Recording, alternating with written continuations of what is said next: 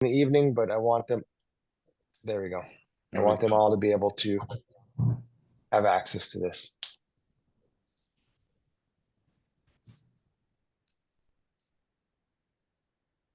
Thank you, everybody, for joining. We're just going to give it a couple more minutes to let the room build, and then we'll get started.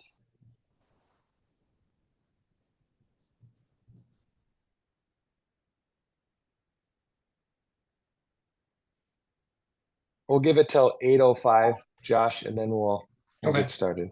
Okay.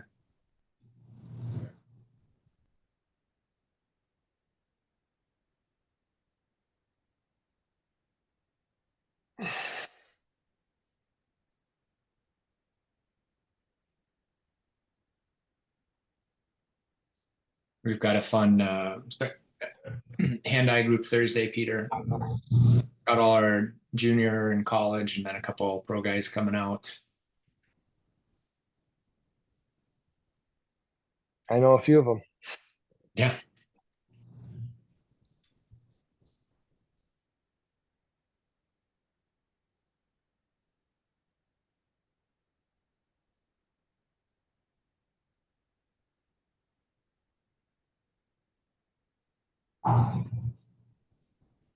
Stay on the sneeze topic here. What does it sound like when a Pokemon sneezes? I don't know. Pikachu. I got it. Got it. I should have known. If the microphones weren't on mute for everyone, I think our speakers would explode from laughter right now. I'm sure. I just a couple more. Couple more? Yeah. Perfect. And with that, I think we should, to respect everybody's time, we should get going. Roll. Okay. So thank you, everybody, for coming today. Our Zoom call is with Josh Tucker. Josh is the foremost vision expert, vision training expert in the Twin Cities, maybe even North America. Josh doesn't brag about himself, but I know he's worked with over 15 NHL teams, and probably double that for NHL goalies. Most of my college goalies go to see him. He's been an incredible help for many of my goalies who have reading disorders. There's a lot of things we were told as we grew up that aren't necessarily true. Your vision can be trained. There are certain things that are, and I'll let Josh talk to that, but there are things within your vision that can be trained. And he's going to go into detail about what he does and how he helps goalies make sure that their visual system is working properly. So Josh has been a friend of mine for 20 years, and at least probably, and he's been doing vision training for maybe 18 of those 20, maybe even longer. I'm really not sure, but like I said, he is an expert in this field, and he is utilized by Olympic athletes, like I said, NHL goalies, and other disciplines as well, including football and etc. So without any further bragging about my friend Josh, Josh, why don't you go ahead and take it over? All right. Thank you, Peter. Hello to everyone. I'm happy to be here. I always look forward to meeting friends of Peter, as I refer to the Attitude Goalies. And so I appreciate you making time as well. I know it's long days at camp and, lots of things going on. So I appreciate you taking the time. And I hope to provide valuable information for you. And I'll put my contact up at the end, where I love talking to people about just anything goaltending or any of the other topics like Peter mentioned, reading, concussions, that type of thing. And so, feel free to screenshot that and reach out anytime. So we'll dive in here and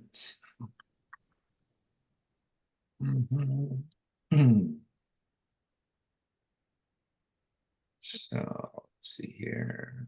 We're gonna go.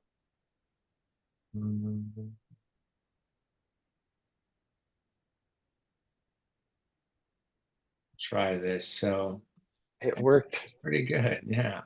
All right. I told Peter I was unaware I could keep my head on here during the slides. And so um, this is great because I know watching just a blank PowerPoint can be get a little old. So Peter, I want to check with you. Am I blocking everything? Am I huge or am I small on your screen? You're just right. All right. Can you see most of the screen? Yes. All right. All right. So off we go. All right. So a little bit about me to start. Okay. I was a goalie. I was a Wayzata goalie from squirts through high school. And I spent 20 years coaching goalies. So some of that was while I was at Wayzata working with youth goalies. It was my summer job through college. I was coach at the goal crease for a number of years and then coached high school hockey at Wayzata and Breck. I'm no Pete Samargia, no state championships under my watch at Wayzata, but most pertinent to today, I'm in year 19 of working with visual performance, and it's fun for me to stay involved with goaltending. As Peter mentioned, we work with a lot of the top goalies in the world. We've got some team contracts. I'm fortunate enough to get to work with the Wild, Flower and Gus, and many others at the Olympic level, NHL level. We are kind of the go-to guys, I will say humbly, but objectively when it comes to visual performance for goalies. And so we will dive in. And so I'll pause when I say that, just to say I had this conversation with someone recently and their perception of what we do. I show that just, I suppose, to establish credibility, but this is not limited to just pro goalies by any stretch. Okay. And we'll cover that, but I wanted to say that before we dive in. Okay. So the program and training that we do has a multitude of benefits and different reasons for which people come to see us. So the discipline was created to help with reading issues. That is why we exist. In the early days, kids who were coming in for reading were also seeing improvements in sports. And so that's what we're going to focus on today. Concussion recovery. If your child has had a concussion, they most likely had a drop in visual performance, and those drops are not things that just naturally bounce back all the time. And so that's something we do to proactively bring the visual system back up, which can contribute to reduction in symptoms and then improved levels of performance. Lastly is wellness. I would use that term for most of our adult clients. So if the eyes have to work really hard, it could create headaches. If you're on the computer all the time or have to do a heavy amount of reading, we work with adults as well. Okay. So what I like to say is, when we're on the ice, your eyes truly dictate almost every single thing you do on the ice. Really let that sink in. Think about any scenario, pass across the ice, right? They dump it into the corner. For your body to take action and move, visual information has to go to your brain, and your brain tells your body what to do, right? The only exception would be you're stopping the puck behind the net and your D says leave it. That's an auditory decision, right? So it's not the only tool that we rely on, but it's one of the most important. And so got our buddy Squints here. So vision is more than 20/20. Okay? So when most people look at their vision, they start and they stop with their 20/20 exam. And that determines, do you need glasses or contacts, right? And that's for objects that are a certain distance away, not moving. And so it doesn't really give you the full picture. And before I move on, even though that's like the bare minimum, I have many people I've encountered, players, coaches along the way who have never even had that step. They've never just gone for a 20-minute appointment that's covered by insurance to see if they need corrective lenses. And so kids, you're going to pour hundreds, if not thousands of hours into this passion of yours. Parents, you're going to drive them for all those, right? And so I've had people in the tail end of their career find out they needed contacts the whole time. And then they put them in, they're like, it could have looked like this. And so at a bare minimum, if you do one thing from today, if you haven't gotten a 2020 exam, or if it's been, a long time, get one and plan to get one each year, because those things can change, but that's just a quick and easy fix if you require it. Okay. Coming back to this graphic here, the iceberg. So what most people see is just a 2020, but below the surface is all this other stuff that's going on. Our peripheral awareness, reactions, our ability to attain focus, which is clarity in my terminology, and tracking moving objects. So if we think of our eyes as tools to do the job, right? If I have weak legs, I'm going to have a weak push across the crease. I can train to get stronger legs to get a stronger push. Okay? If you guys saw me try to do a reverse VH right now, it wouldn't look very good. I have tight hips, but I could work on that, improve my mobility, and do better at it, right? So the job we want to do is to stop pucks. Eyes are one of the tools we use to do that job, okay? So if my eyes jump when I'm trying to move from point A to point B, I'm going to get inaccurate information in my brain in terms of what's happening in front of me, but I can train that. If my eyes don't work as a team, and we'll talk about what that means in more detail, a lot of things can come up from that, a lot of issues. But again, these things can be trained to improve the tools you use to have more success at the job you're doing. So digging into how this all works, your eyes, movements, and coordination are controlled by muscles, okay? And so think of other muscles in the body, they can be trained, okay? So this is similar to what I said earlier, worth repeating. What a great quote, the legs feed the wolf, okay? But before the legs move, the brain has to tell the legs what to do. Tell the legs what to do, the eyes have to tell the brain what to tell the legs, guys. So first point of entry here is everything comes through the eyes, okay? Now, how do we improve visual ability, and what are some of these other skills, okay? So there are two methods by which we train the visual system. One is to train the eyes directly. That's more pertinent to the things I said before. That's training the tools. Below that are hand-eye drills. So that would be kind of more practicing the job, right? Applying the tools we have to practice and mimic the job of stopping pucks, right? So when I referenced eyes working together as a team, first place we'll start is a skill called convergence, okay? So if you draw a laser beam out of each pupil of your eye, and they can turn in and out, so we always want those laser beams to intersect at the object we're looking at, okay? So here we have a baseball, and as it comes toward us, those laser beams turn inward, kind of like crossing your eyes, right? So if we replace that with a puck, every time you track a shot all the way in, your eyes have to converge, right? This one's also really important for reading, okay? So if I cannot turn my eyes inward for a moving object, I'm probably going to be making saves out in space and not truly seeing it all the way in.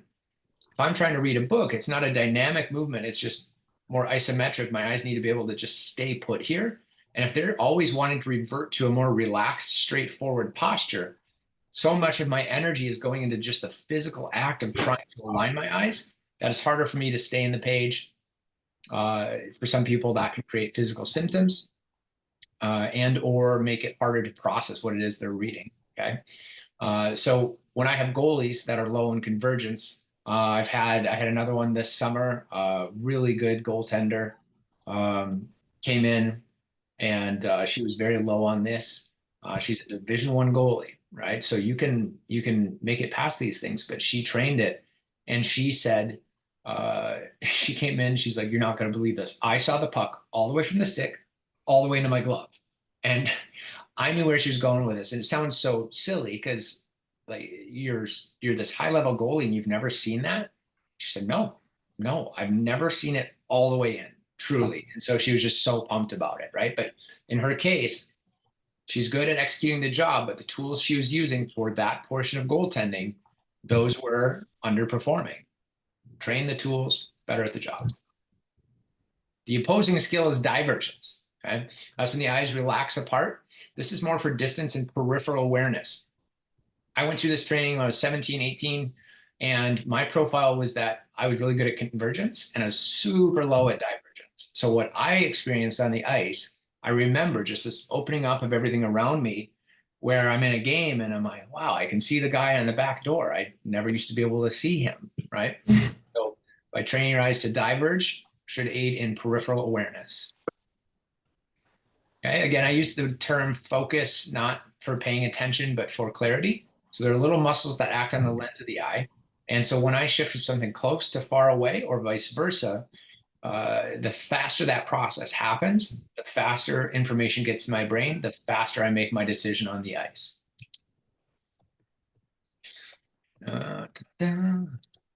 Okay.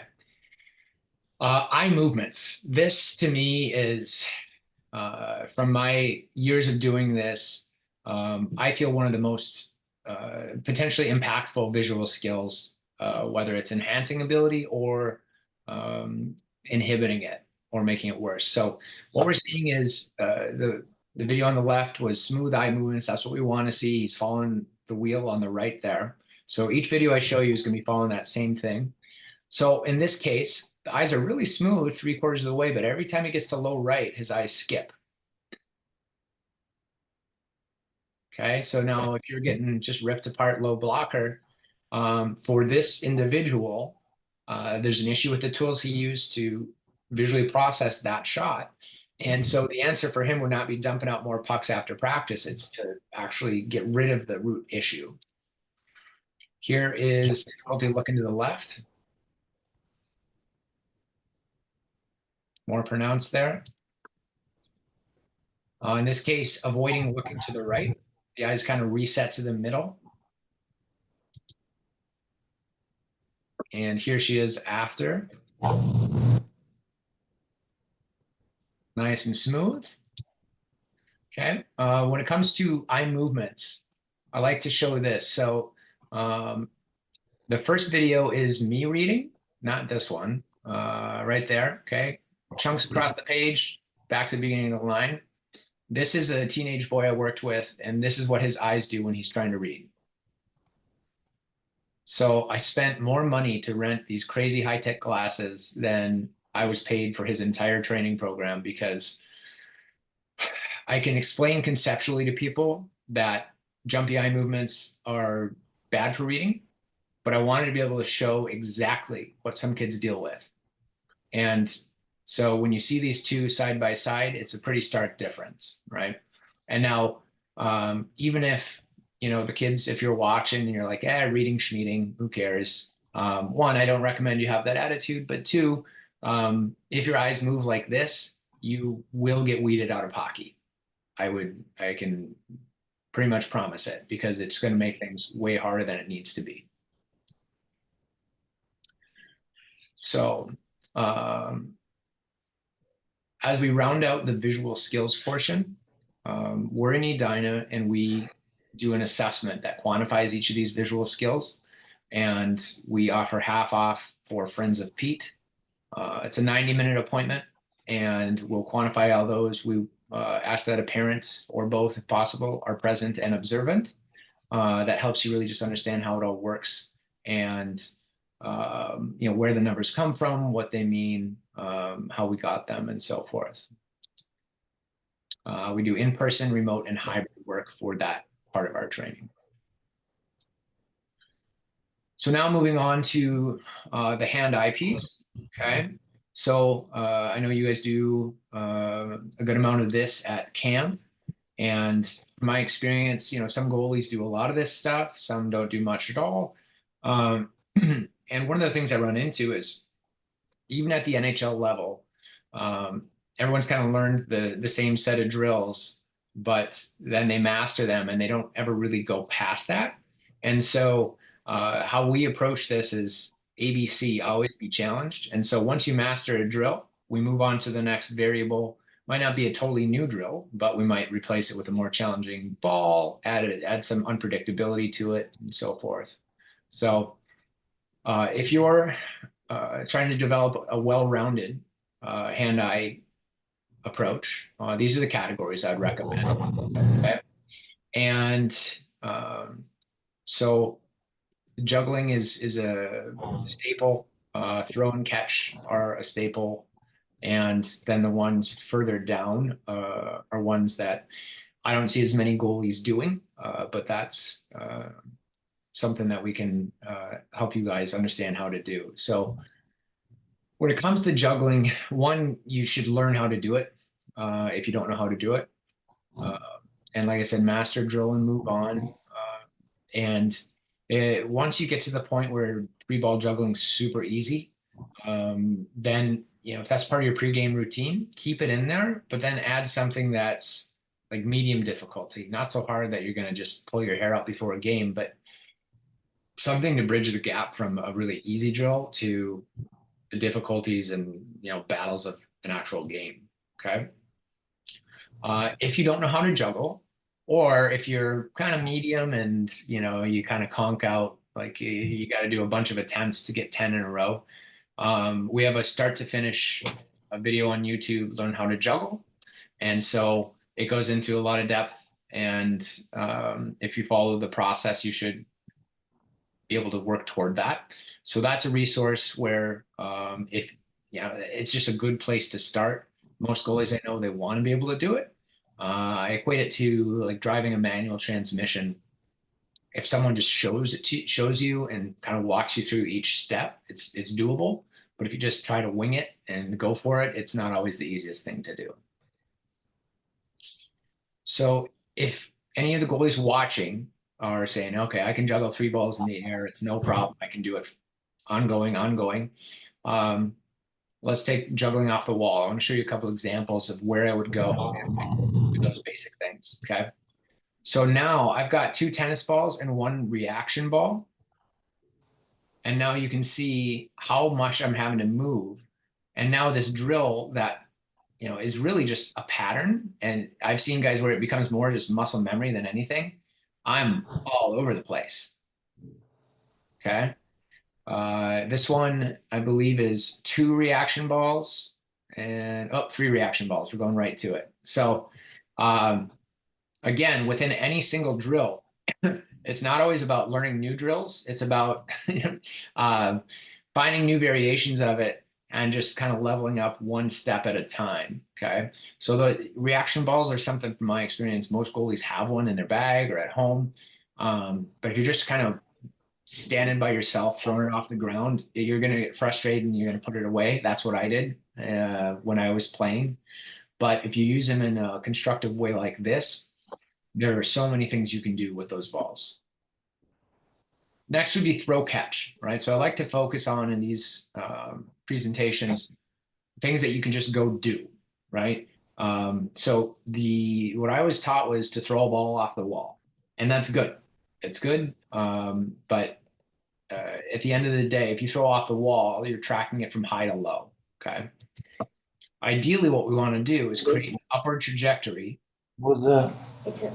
Like we do. Like a puck. The flies are scared Yeah, yet? I can pull you. What are you gonna do? No, hang it somewhere. Oh, Somebody's unmuted there, if you don't mind, just checking. Thanks, gang. So we want to find a way to create an upward trajectory like a puck, where it goes low to high. Okay. And what's going on here? There we go. So here's an example. So this goalie's he's throwing down off the board and it comes up. Okay. Now you'll notice that he's using his glove. Okay. So I recommend, if you're doing the throw catch, wear your glove. Okay. The reason why is that the distance between the center of my palm and where the pocket would be on my glove is multiple inches. And so if you compile, hundreds of reps, thousands of reps over the years and reinforce telling your brain to catch it in the middle of your hand, over time, you're not going to catch the puck cleanly. Okay. So if you're younger and closing the glove is maybe not as easy, use a baseball glove where at least it's going to the same part, the same location. And if you're able to, use the glove. The one thing I will say is I don't want you to twist your glove. right? So I see a lot of kids do this because it's hard to catch a ball. It just feels different than a puck. I'd rather that you watch it into the pocket and just let it fall out and call that a successful catch than I would to have you twist the glove just for the sake of holding onto the ball like you caught it. So here's action of going live where now I'm using that angled board with a goalie. Okay. So I've talked to some goalies who they have a setup like this in their house. Will Ingman, former Trojan, he's got a sweet setup down there. I think his dad throws for him. And so now I'm throwing as hard as I can. I'm probably 12, 15 feet away. And now this is a great way for goalies to work on their hands without the wear and tear on their hips and knees. Okay. I'm getting wear and tear in my rotator cuff, but he's not hurting his body. So if you wanted to look into the eye-hand stuff, we have a website that has basically all of our drills on it. And so you can access that. And it's the website, there's no .com, just goalie.vision. And you can do a 7-day free trial to check it out to see if you like it.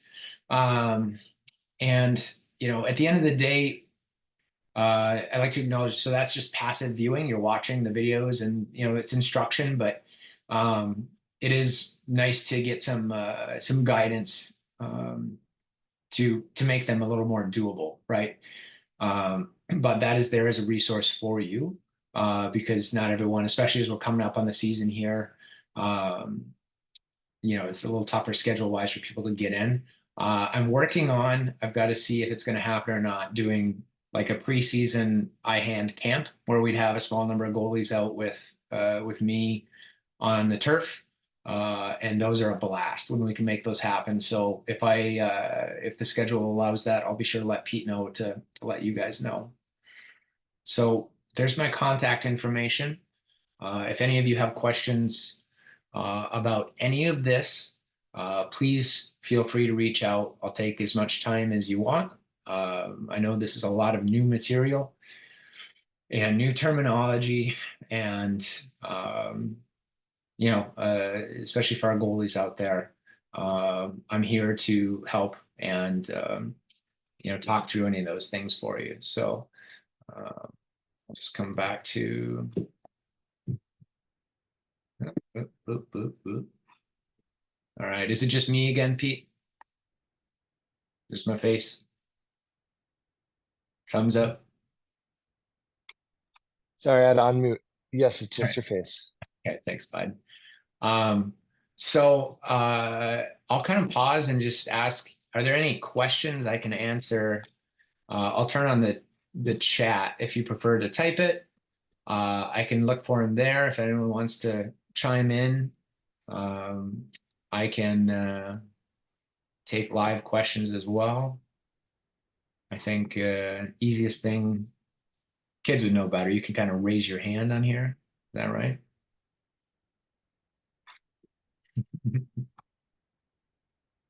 Tara, was that a hand raise or just?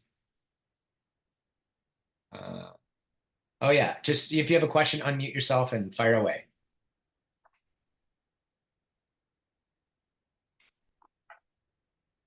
I think it was a psych you out move.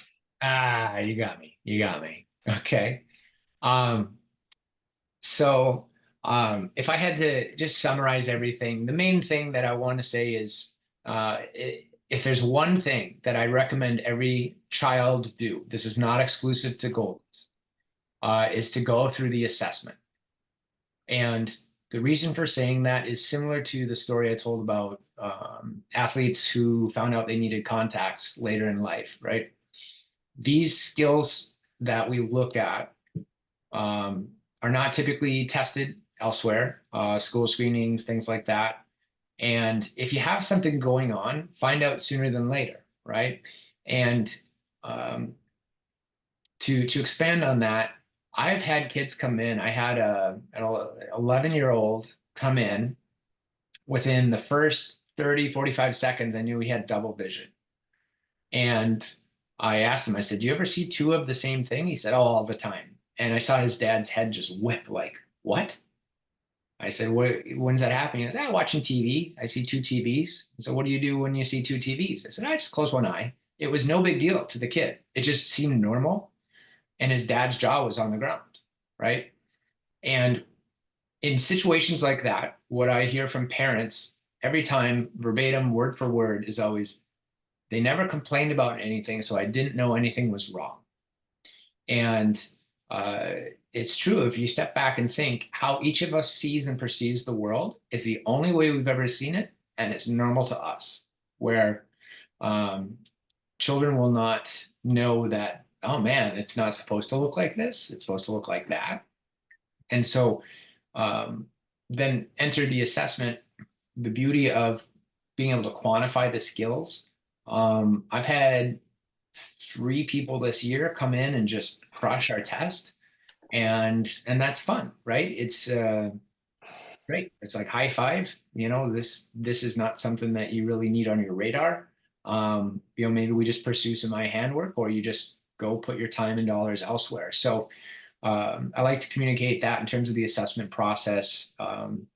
It's very transparent. I guide the process, but the scores just come from how the child does. And then right? Because again, most of you are young, you've got a lot of hockey ahead of you, and more importantly, you have a lot of school and life ahead of you. And if you are dealing with something that's going to make the things you care about harder, or things that might impact your self-confidence, that is where I get most passionate. Hockey is this super fun bonus for me that I get to do. But the quality of life when it comes to a child's confidence, their ability to succeed and thrive, and be their best self, that is where I get, that's why this is my career and why I won't change it. And along the way, goalies, love it. Awesome. Thank you so much, Josh. Is there any questions before we wrap this up? You mind putting your number back on the screen one more time? Can you do that? Yeah. Let me do. And I'll be sending out this link that you recorded with your contact information, and to make sure everybody can actually see the video. I'm going to do. I just sent in the meeting chat. Okay, yep, I see it. So that way everybody has it. Awesome. Okay. Are there any other questions for Josh? Just before we leave, I'll just tell you that I've had several students that have come through my clinics that have had them help with different reading disorders, and of course, goaltending. So like I said, getting a half price going in and just seeing where you're at, I think it's a really smart idea. That's why I bring Josh in every year. I trust him, and he's somebody that you can trust your kids with. There is a question. Yeah. Is astigmatism linked to, or any eye movement issues linked to? So great question. Thank you, James. So one doesn't guarantee the other. I've had people who are better than 20/20, no correction needed, like pilot level visual acuity, and they could be abysmal at one of the other visual skills. I've had people with Coke bottle glasses be really good at the other stuff. And so I would not say that one is linked to guaranteed that it's going to be linked to another visual skill like eye movements. Thank you for the question. Is there anybody else with questions? The seal is broken. No one else has to be the first. Okay, well, we've got a big day tomorrow, so I'm going to go ahead and wrap it up. Again, Josh, thank you so much for your time. I love your passion for what you do. You're always welcome in the Attitude Clan, and we will be in touch soon. Thank you, everybody. Thank you. Thanks, everybody. Take care. Thanks. You're You're welcome. welcome.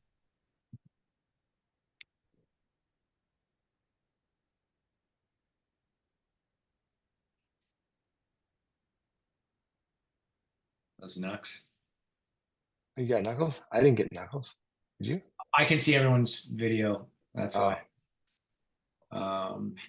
And then there were two. Yeah. We'll turn the Wrap it up. Stop the recording. Yeah, I was just Hey, where is that? There